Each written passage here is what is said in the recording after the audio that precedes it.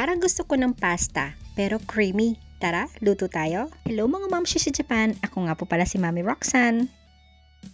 Ilabas ang garlic, balatan at pitpitin. Samahan natin ng onion, red bell pepper, asparagus, dagdag sustansya. Sa mainit na kawali, maglagay tayo ng butter. Una, lutuin muna natin yung garlic. At eto nga, naglagay nga pala ako ng maliliit na clams dito. At pwede rin kayong maglagay ng scallops kung meron kayo. Lutuin muna natin ito ng saglit at iaahon din natin ito. At sumunod, etong onion na hiniwa natin kanina. At ang pinaka-importante, etong ating cream. Haluin natin at pakuluan natin ng kaunti. At saka ko naman nilagyan ng fresh milk. Kahit anong fresh milk pwede, kung anong meron kayo. Sumunod, nilagyan ko ng isang Knorr cube. Isa nga pala ito sa nagpapadagdag ng lasa sa ating cream pasta.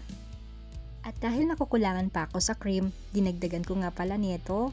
At nung medyo kumukulo na nga, naglagay nga pala ako ng kaunting asin at paminta. Make sure na tikman nyo para pasok sa panlasa nyo.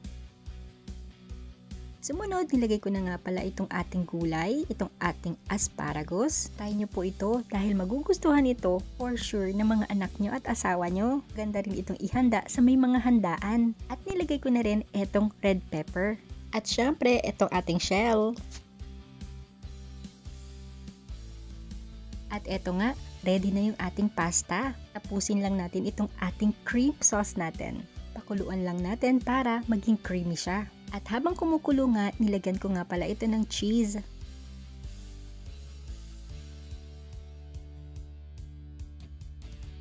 At eto na nga ang ating creamy sauce. Ang bango, kung maamoy nyo lang. O siya, time to plating na. Tara, kain po! Itadakimasu!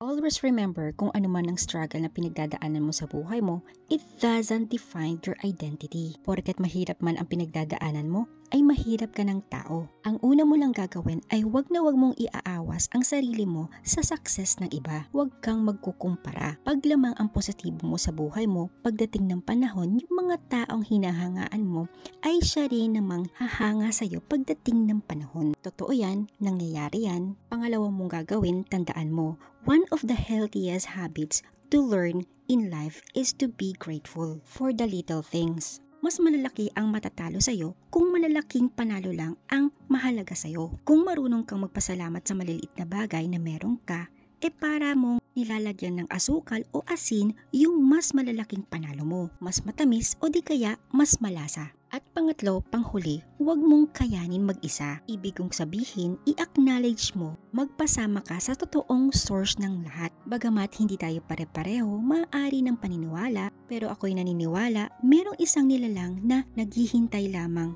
na iyong masumpungan. At kung naniniwala kang anak ka niya, alam mo din dapat na meron siyang maganda at mabuting plano para sa kanyang anak. Minsan ay baka lang nakakalimutan mo, pero alam niya ang nilalaman ng puso mo. Lagi ko ngang sinasabi, kapag siya ang inuna mo, hindi ka niya ihuhuli. Bago magtapos, isang hirit pa.